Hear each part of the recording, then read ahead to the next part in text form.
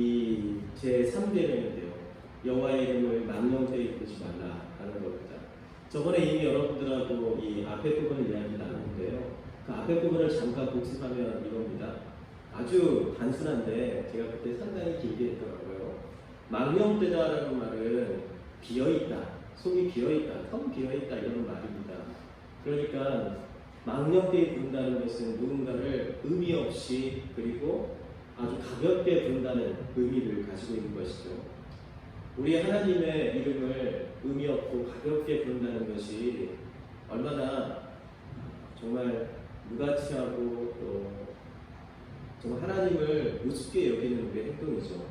그런데 우리가 살아가는 도중에 우리 하나님의 이름을 얼마나 의미 없이 부를 때가 많습니까? 그래서 경건한 미국이나 영국에 있는 신자들 중에는 오마이갓이라는 말 우리가 아이들로부터 지금까지 많이 사용하지만 오마이갓이라는 표현을 절대 사용하지 않도록 아이들에게 가르치더라고요. 처음에 영어를 배우고 난 다음에 우리가 제일 많이 하는 아마 영어 표현일 겁니다. 그래서 제가 영국에 가서 일을 할 때 거기 있는 사람들과 같이 경건한 기독교인들과 함께 이야기를 나누는데 제가 갑자기 놀라서 오마이갓 했더니 저한테 하는 말이 준성, 그 말은 쓰면 안 되는 말이야. 하나님의 이름을 어떻게 그렇게 가볍게 할 수 있겠어? 우리 자녀들한테는 그 말을 절대 쓰지 않도록 가르칩니다. 저에게 이렇게 얘기를 하더라고요. 또 하나님의 이름을 가볍게 부른다는 것은 이런 겁니다. 마치 옆에 없는 사람처럼 그냥 부른다는 거죠. 하나님의 이름을 무게감 있게 그리고 의미 있게 부른다는 것은 마치 내 옆에 누군가가 있듯이 내 옆에 의미 있는 존재가 있어서 그 사람의 이름을 함부로 부르지 않고 그 사람의 이름을 불렀을 때 그 사람이 나에게 오고 또 내가 그 사람의 이름을 불렀을 때 내가 그 사람의 눈과 마주치는 그러한 의미를 담고 있다는 것입니다. 그래서 우리가 예수님의 이름을 하나님의 이름을 삼위일체 성부 성자 성령 하나님의 이름을 부를 때는 항상 그 안에 의미와 그리고 또 내가 그걸 불렀을 때 그 이름을 불렀을 때 나의 존재와 그리고 내가 그 이름을 불렀을 때 그분의 존재가 나에게 가까이 오고 우리가 함께 교제한다는 것을 항상 인식하셔야 된다고 제가 말씀을 드렸습니다. 오늘 여러분들과 함께 하나님의 이름을 우리가 망령되이 하나님의 이름을 빈말로써 의미 없이 부를 때가 자주 있게 되는데 어떤 때 이러한 하나님의 이름을 망령되이 부르고 또 그런 잘못을 범하는지에 대해서 여러분들에게 좀 이야기하고 또 언제 우리가 하나님의 이름을 올바로 불러야 되는지 하나님의 이름을 불러야 할 때가 언제인지에 대해서 여러분들에게 오늘 나누고 이 3계명을 마치려고 합니다. 우리가 하나님의 이름을 망령되게 부르는 이유는 몇 가지 이유가 있습니다. 그중 첫 번째 이유는 그분의 이름을 불러도 하나님은 오실 수 없다고 생각하기 때문에 그럴 때가 있습니다. 이를 달리 말하면요, 그분을 존재하지 않는 분처럼 대하고 있다는 것입니다. 그렇지만 이것이 하나님의 존재를 부정한다는 뜻은 아닙니다. 사도 야고보는 이러한 믿음에 대해서 이렇게 말했습니다. 그냥 하나님이 오실 수 없는 존재이니까 그분을 마치 없는 존재인 것처럼 아니 존재하지 않는 것처럼 그런 의미 없이 부르는 그러한 하나님의 존재를 알고 있지만 아무런 의미 없이 부르는 그러한 태도에 대해서 이렇게 얘기합니다. 야고보서 2장 19절에 이렇게 얘기합니다. 내가 하나님은 한 분이신 줄을 믿느냐? 잘하는도다. 귀신들도 믿고 떠드느니라. 귀신들도 하나님의 존재에 대한 믿음을 가지고 있다는 것입니다. 예를 들어 타락한 천사인 귀신들이 하나님의 이름을 부른다면 하나님이 이들의 그런 부름에 이들이 하나님하고 부르는 그 부름에 응답하실까요? 결코 그렇지 않죠. 만약 귀신들이 오지도 않을 하나님의 이름을 부른다면 그 이유가 무엇이겠습니까? 당연히 하나님의 이름을 욕하고 조롱하기 위해서 그렇게 부르는 것입니다. 그렇기 때문에 만약 신자가 하나님의 이름을 부를 때 하나님이 지금 우리의 부름에 응답하시고 오고 계신다는 믿음이 없거나 의미 없이 하나님의 이름을 부른다면 무엇과 같은 것이죠? 귀신들이 하나님을 조롱하기 위해 하나님의 이름을 부르는 것과 다를 것이 없습니다. 귀신들도 하나님이 계신다는 것을 알고 있어요. 그런데 그들이 하나님의 이름을 부를 때는 어떤 태도이겠습니까? 하나님을 조롱하기 위해서 부르는 거죠. 그래서 우리가 하나님의 이름을 함부로 불러 부르면 안 되는 이유가 바로 이런 이유가 있습니다. 두 번째로 하나님의 이름을 망령되게 부르는 것은 이기적인 거짓된 목적 때문에 부르게 됩니다. 레위기 19장 12절에는 하나님의 이름을 욕되게 하는 다른 이유가 있습니다. 하나님의 이름을 욕되게 하는 그런 이유가 나옵니다. 너희는 내 이름으로 거짓 맹세함으로 내 하나님의 이름을 욕되게 하지 말라. 나는 여호와라. 하나님의 이름을 거짓 맹세를 위한 도구로 사용하는 것입니다. 성경은요, 맹세를 무조건 금지하거나 나쁜 것이라고 이야기하지 않습니다. 오히려 성경은 경건한 맹세를 장려하고 격려합니다. 신명기 6장 13절에 이렇게 나옵니다. 내 하나님 여호와를 경외하며 섬기며 그 이름으로 맹세할 것이니라. 신명기 10장 20절에도 이런 말씀이 나옵니다. 내 하나님 여호와를 경외하여 그를 섬기며 그에게 친근히 하고 그 이름을 맹세하라. 히브리서 6장 16절에도 이런 말씀이 있습니다. 사람들은 자기보다 큰 자를 가리켜 맹세하나니 맹세는 저희 모든 다투는 일의 최후 확정이니라. 이 성경의 내용을 우리 신앙의 고백으로 정리한 우리 개혁교회, 우리 장로교회의 중요한 신앙 고백서들 중에서 하나인 하이델베르크 신앙 고백서 101문답엔 이렇게 나옵니다. 그러나 하나님의 이름으로 경건하게 맹세할 수 있습니까? 답은 그렇습니다. 그렇습니다. 국가가 국민에게 요구하는 경우 혹은 하나님의 영광과 이웃의 복을 위하여 신뢰와 진리를 보존하고 증진하는 데 꼭 필요한 경우에는 맹세할 수 있습니다. 그러한 맹세는 하나님의 말씀에 근거한 것이며 그렇게 구약과 신약의 성도들도 이것을 옳게 사용해 왔습니다.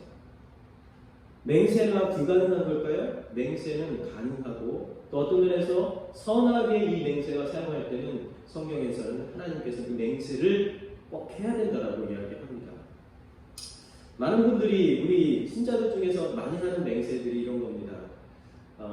아이가 이제 임신을 하고 그 다음에 아이가 태어나기 전에 이 아이를 하나님께 드리고 싶습니다. 이 아이가 태어나면은 나중에 커서 꼭 신학교에 보내서 목사가 되도록 하겠습니다. 아니면은 사모가 되도록 하겠습니다. 제 주변에는 목사들이 많기 때문에 이러한 맹세로 인하여서 목사가 된 분들이 굉장히 많다는 것을 확인합니다. 또 주변에 보면은 또 사모님들이 꽤 있잖아요. 이야기를 들어보면은 사모님들 중에는 이러한 부모님의 맹세 때문에 나중에 사모가 됐다라고 고백하시는 분도 꽤 있더라고요. 네.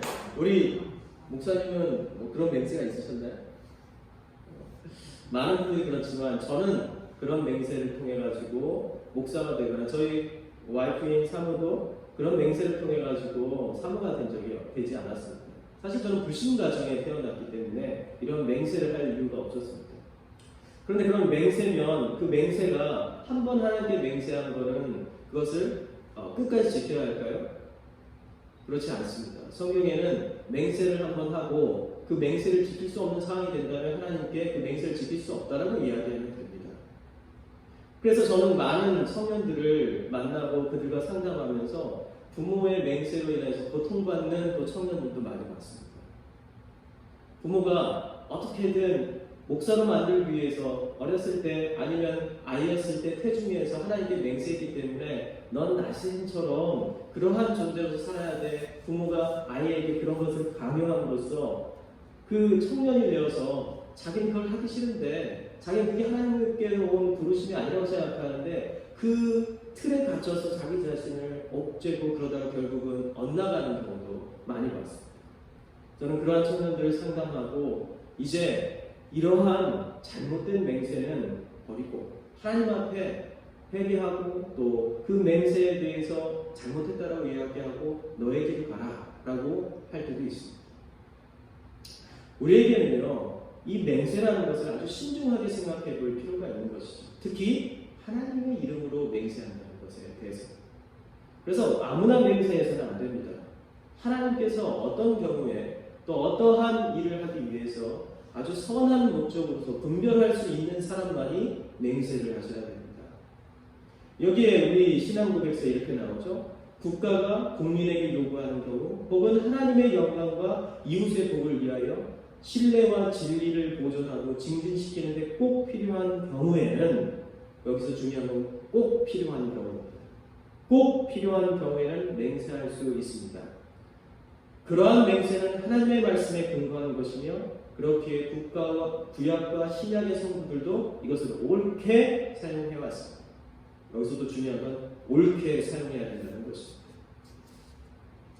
말씀을 분별하지 못하고 말씀 가운데 그것이 옳고 그름을 스스로 판단할 수 없다면 맹세하지 마십시오. 그러나 맹세를 해야겠다면 말씀 가운데 분명한 분별과 또 무엇이 옳고 그른지, 우리의 국가와 우리의 공동체와 이 교회를 위하여서 무엇이 옳고 그른지 분명한 판단이 생겼을 때 맹세하시기 바랍니다. 이렇듯 성경과 교회의 표준 문서들은 맹세 자체를 금지하지 않고 오히려 경건한 목적의 맹세를 장려하였습니다. 하지만 그 맹세가 자신의 잘못을 덮거나 집단의 이익을 위해 잘못 사용되거나 남을 해하려는 악의적인 목적으로도 사용되기도 한다는 것입니다. 참 신자라면 악의적인 목적으로 하나님의 이름을 사용하지 않겠지만, 잘못이 드러날 것 같은 어떤 감춰져 있던 잘못이 드러날 것 같은 이 수치심을 피하기 위해서 때때로 우리 신자들도 어리석은 선택을 하기도 합니다. 하나님의 이름을 자신의 집단과 그리고 죄를 덮기 위해서 합리화시키는 수단으로 사용한다는 것이죠. 그 대표적인 예들이 많이 있습니다. 여러분, 몇 년 전에, 수년 전에 미국과 호주에서, 유럽 사회에서 신부들이 아동들을 성추행하거나 성폭행했다는 사실이 밝혀졌습니다. 그런데 로마 가톨릭은 그것을 끝까지 숨겼죠. 왜 그러냐면 그 공동체한 교회의 유익을 위해서 이 죄를 덮고 넘어가자라고 이야기했던 것입니다. 그래서 수많은 아동 성추행으로서 피해를 당한 수많은 사람들이 있음에도 불구하고 로마 가톨릭은 그것을 철저하게 감추었고 결국은 사회법정에서 이것들이 드러나게 되었습니다. 많은 신부들이 이 일로 인하여서 사법 정의가 실현되어지는 법정 앞에 섰고, 그리고 많은 신부들이 결국은 감옥으로 가게 되었습니다. 우리 공동체 안에서도, 우리 기독교 개신교 공동체 안에서도 많은 죄가 일어납니다. 목사들도, 권사들도, 또한 장로들도, 많은 직분자들이 자기가 생각하지도 못했던 그런 어떤 일시적인 원인일 수도 있고 아니면 지속적인 원인일 수도 있고 결국 죄를 짓는 경우들이 있는 거예요. 그럴 경우에 많은 교회들이 선택하는 것이 이런 겁니다. 우리 교회를 보존해야 돼. 우리 성도들을 보존해야 돼. 그러면서 철저하게 이것을 감추고, 그리고 덮고 넘어가는 거야 라고 하면서 얘기합니다. 그런데 거기서 끝나는 것이 아니라 사회가 우리에게 질문해 봅니다. 당신의 목사가, 당신의 장로가, 당신의 권사와 집사들이, 당신 교회의 성도들이 이러이러한 죄를 지었습니다. 이것을 어떻게 하시겠습니까? 라고 할 때 많은 교회들이 이렇게 얘기하죠. 하나님께 맹세코, 하나님의 이름에 맹세코, 그런 일이 없습니다. 집단의 죄를 덮기 위해서 결국 하나님의 이름을 망령되고 빈말로, 그리고 추악한 죄를 덮기 위한 합리적인 수단으로 사용할 때가 많다는 것입니다. 인간은 참으로 자기의 수치감이 사람들 앞에 드러나는 것을 매우 어려워하는 존재입니다. 이런 이유 때문에 많은 사람들이 또 자살을 선택하기도 하죠. 죽음과 맞바꿔서라도 그 수치감을 피하기 위해서 사람들은 노력을 합니다. 그러나 이 수치를 피하기 위해서 하나님께서 금지하신 자살을 선택하거나 아니면 하나님의 이름을 들먹이면서 위선자의 모습으로 하나님을, 저 높은 보좌에 있는 하나님을 땅바닥으로 진흙탕으로 끌어내리는 그러한 못된 짓을 합니다. 그런 것이 인간입니다. 그래서 우리는 항상 스스로를 돌봐야 됩니다. 우리의 자신을 돌아보고 우리가 주님 앞에 차라리 내가 수치를 당하고 주님의 이름이 높아지는 것을 선택할 수 있는 경건한 신자들이 여러분이 되시길 바랍니다. 이러한 이유로 예수님은 산상수훈 중에 마태복음 5장 33절에서 37절에 맹세에 대해서 이렇게 말씀하십니다.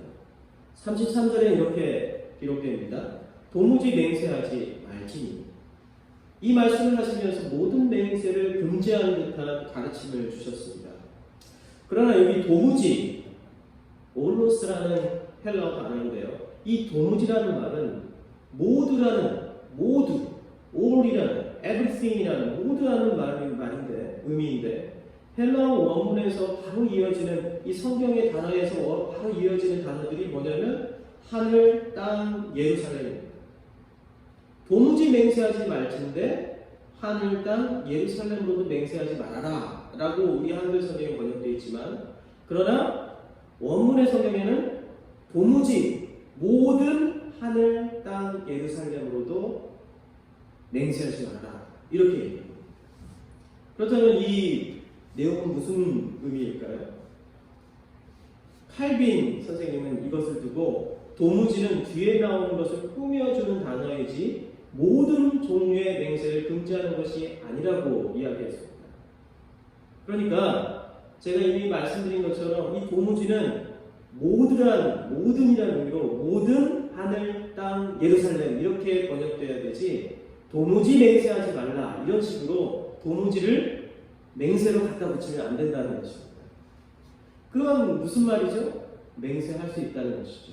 그런데 하늘, 땅, 예루살렘 이 모든 이런 것들로 맹세하면 안 된다는 것입니다. 그러면 왜 그 당시에 예수님 시대 때의 사람들은 하늘, 땅, 예루살렘 이런 걸 가지고 맹세를 했을까요? 당시 사람들은요 하나님의 이름을 들먹이는 것조차도 굉장히 신성모독이라고 생각을 했어요. 그래서 제가 저번 달에 와가지고 말씀드린 것처럼 유대인들은 여호와라는 이름이 나오면 그때 여호와 하나님의 이름을 부르지 않고 성경을 읽으면서 부르지 않고 뭐라고 했다고요? 그냥 무음 처리를 하고 지나갔습니다. 나중에 와서 성경에 있는 예수는 하나님의 이름을 부르려고 하니까 어떻게 됐어요? 잊어버렸어요. 어떻게 읽어야 될지. 그래서 여호와 하나님이라고 읽지를 못했던 것이죠. 그러니까 이 사람들이 하나님이 만든 아주 거룩한 것들, 하늘, 땅, 예루살렘과 같은 그러한 일상에 있는 좀 거룩하다고 생각하는 지명이나 아니면 그러한 대상을 가지고 거기에다가 맹세를 하기 시작합니다. 이 맹세를 하는 이유가 무엇이죠? 자신의 어떤 사익과 이기적인 목적으로 그런 맹세를 하는 겁니다. 여러분, 맹세를 하지 말고 예수님께서는 이렇게 얘기합니다. 오직 너희 말이 옳다, 아니라 하라. 이에서 지나는 것은 악으로부터 나느니라. 여러분, 게임할 때 나는 술래가 아니야.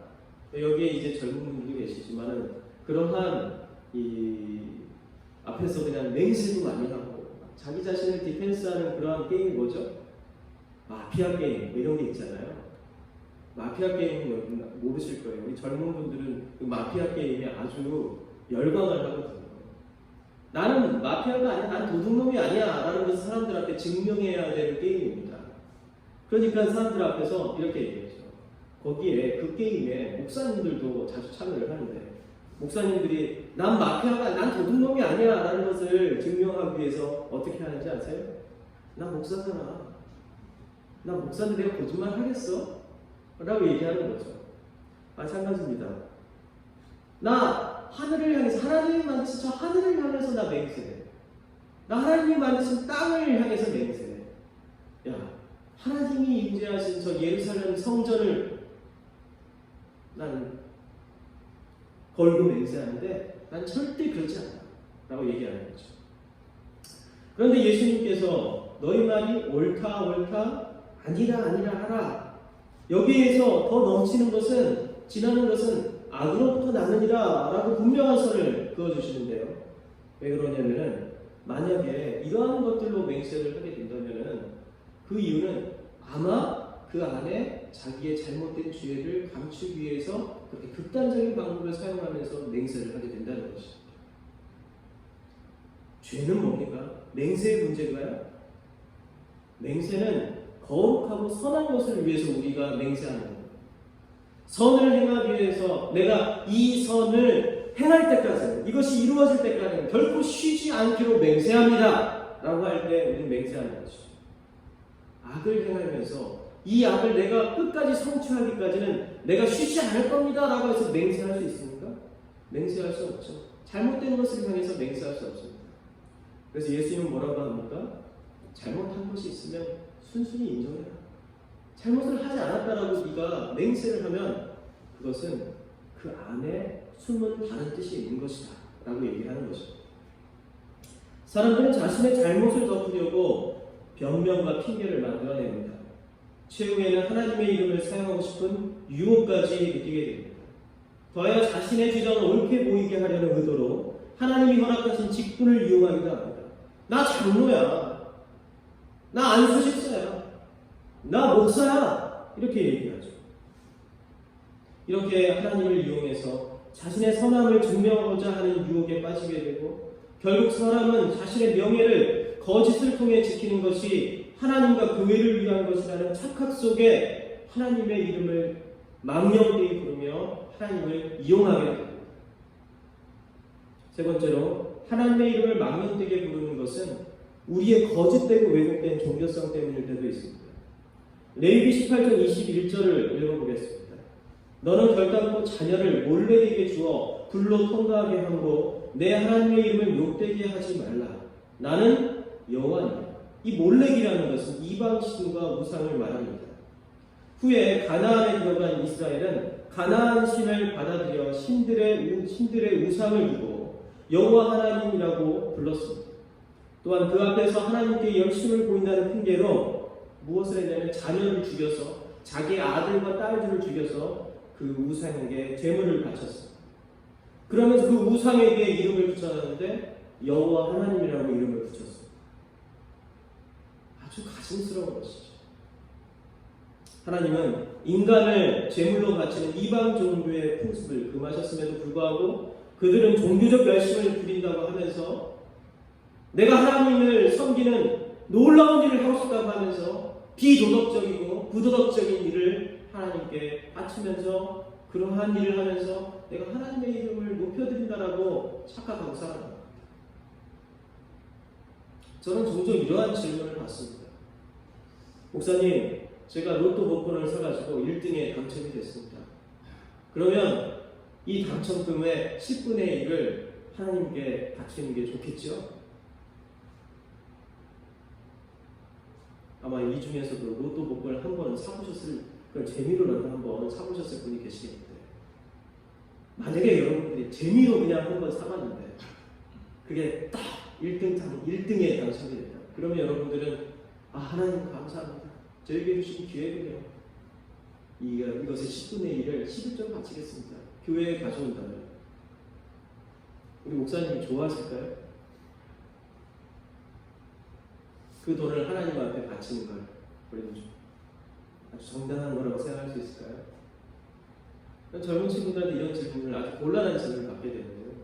개인적으로 그렇게 해서 11조를 교회에, 제가 이렇게 작은 교회, 개척교회를 하고 있다고 했을 때 그렇게 11조를 로또 1등에 당첨되면 한 몇 억 됩니까?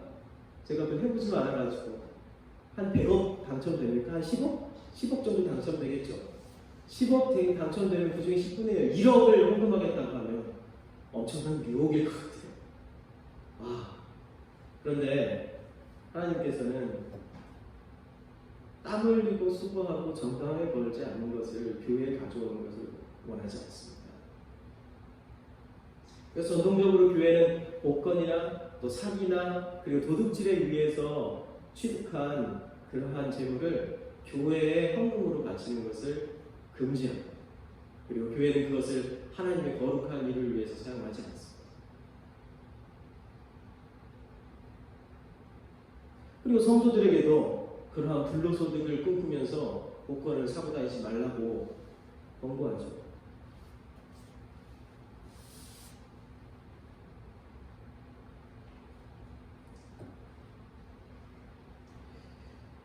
이러한 행위를 통해 이스라엘은 범죄를 용인하고 이것을 통해 영광을 받는 우상들과 하나님을 동일한 존재로 격화시키고 말았습니다.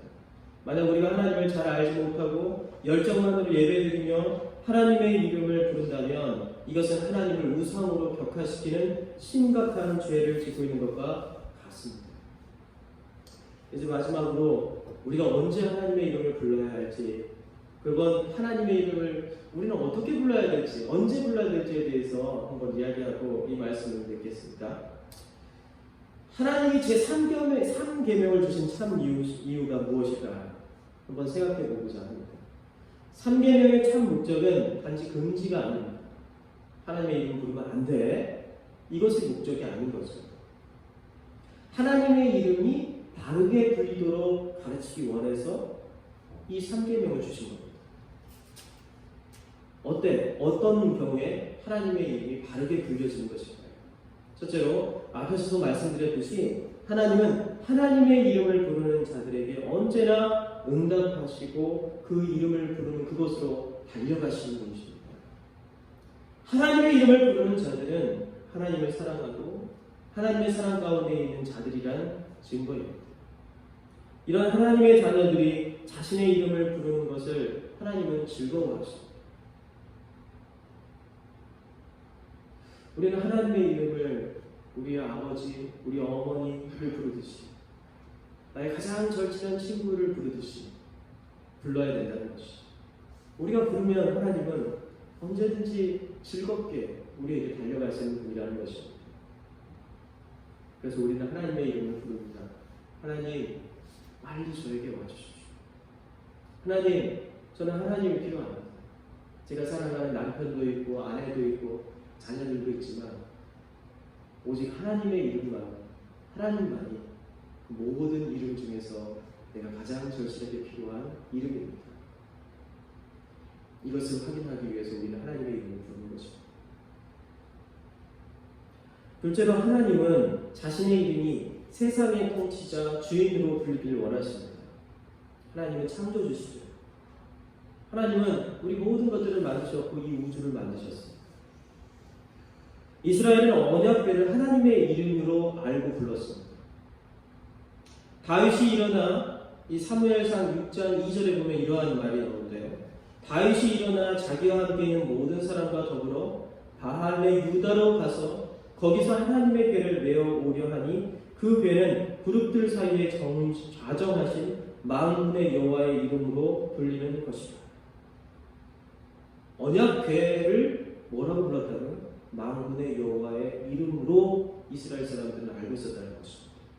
그럼 왜 언약궤를 보면서 이것이 여호와의 이름이다라고 불렀을까요? 언약궤는 하나님이 앉으신 보좌의 모양을 하고 있습니다.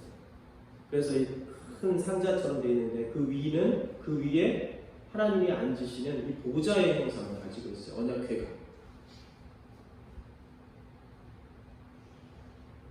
하나님의 통치를 나타내는 것이죠. 그 언약궤에 앉아서 하나님의 법으로 하나님께서 이 전 세계 우주를 통치하고 계신다는 뜻을 담고 있습니다.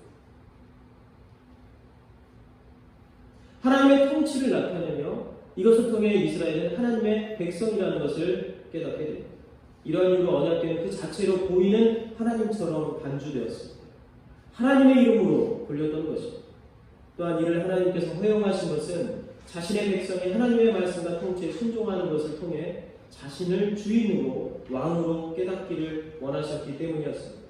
하나님의 이름은 단지 호칭과 목소리만 불리는 것이 아니라 하나님의 말씀에 순종하는 삶으로도 불려야 한다는 것입니다. 마지막으로 신명기 28장 10절에는 하나님의 이름이 우리 신자들을 위해 불릴 것이라고 기록되고 있습니다. 땅의 모든 백성이 여호와의 이름이 너를 위해 불리는 것을 보고 너를 두려워하리라. 하나님의 이름은 단지 하나님께 경배하고 높이는 행위가 아니라 하나님의 이름은 그 자체로 우리 신자를 위한 우리 신자의 위로와 보호가 됩니다. 우리가 스스로 하나님의 이름의 가치를 인정하고 높이면 덩달아 우리도 높아진다는 것입니다. 어떤 어려움 속에서도 신자들의 유일한 위로는 하나님의 이름이라는 것을 잊지 말아야 한다는 것이죠. 다시 한번 읽어볼까요? 땅의 모든 백성이, 신명기 28장 10절인데요. 땅의 모든 백성이 여호와의 이름이 너를 위하여 불리는 것을 보고 너를 두려워하리라. 하나님의 이름을 부른다는 것은 우리의 이름이 덩달아서 높아진다는 거죠. 어떠한 어려움 속에서 신자들의 유일한 위로가 하나님의 이름이라는 것을 우리에게 알려주는 것이죠. 여러분, 힘들고 어려운 상황 가운데 혹시 있습니까? 가끔 내가 해야 할 일들에 막혀가지고 어디로 가야 할지 결정을 못하는 그런 상황이 있습니까? 하나님의 이름을 부르십시오. 예수님을 소리 높여 부르세요. 그 이름을 부를 때 그 이름만 높아지는 것이 아니라 우리의 이름도 높아진다.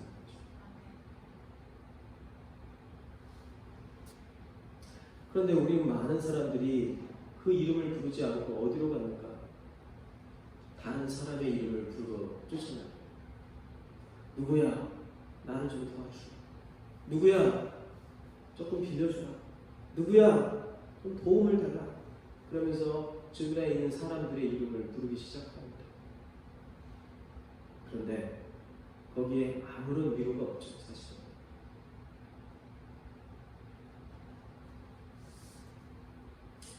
욥이라는 사람을 아실 겁니다. 굉장히 많은 시련과 고통 가운데 자녀들을 다 잃고 결국 가족을 모두 다 잃고 병까지 걸려서 하나님 죽여주십시오 라고 할 정도까지 고통스러웠던 한 인물이죠. 욥기 1장 21절에 보면 욥은 이렇게 고백합니다. 내가 모태에서 알몸으로 왔사온즉 또한 알몸이 그리로 돌아가올지라. 주신 이도 여호와시오 거두신 이도 여호와시니 여호와의 이름이 찬송을 받으실지니.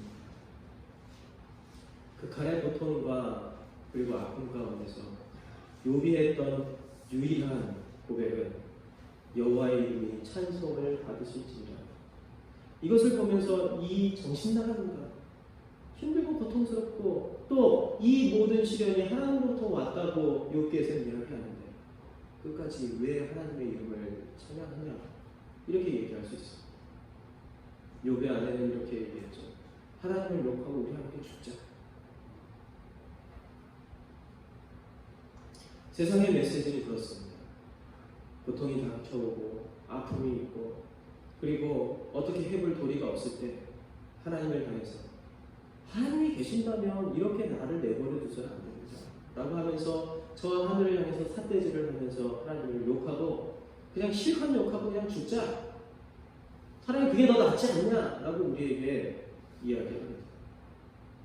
그런데 그것은 절대 해결책이 아닙니다. 절대 어떠한 문제도 바꿀 수가 없습니다. 하나님께서 우리에게 나의 이름을 부르라 라고 하는 이유가 있습니다.